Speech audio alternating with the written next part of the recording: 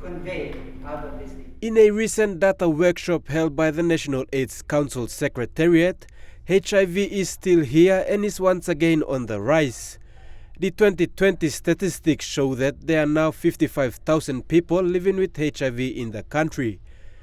Data shows that there are around 9 new infections of HIV per day, and the majority occur among the economically active age group of 15 to 49 years old.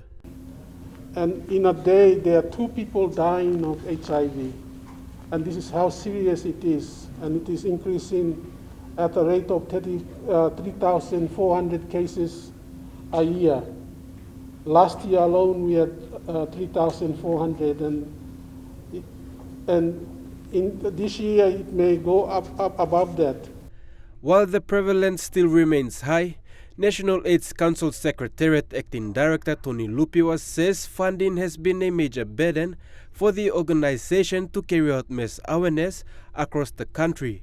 The Acting Director says NCD is leading with the highest in the country.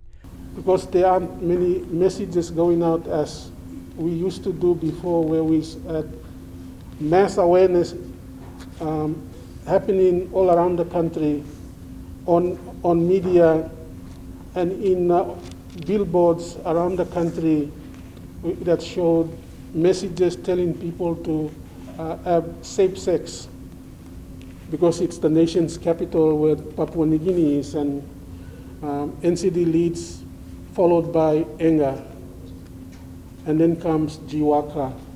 According to the statistics, there has been a decrease in the number of deaths in the country due to the antiretroviral therapy treatment. The treatment part of it is a success in Papua New Guinea. We have people now living with HIV on treatment. We have about 65% of all people living with HIV on treatment.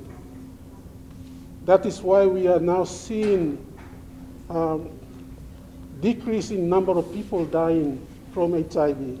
Lupiwa stated that stigma and discrimination, including gender-based violence, have been established as key barriers to HIV prevention and negatively impacting all stages of care and treatment cascade for people living with HIV.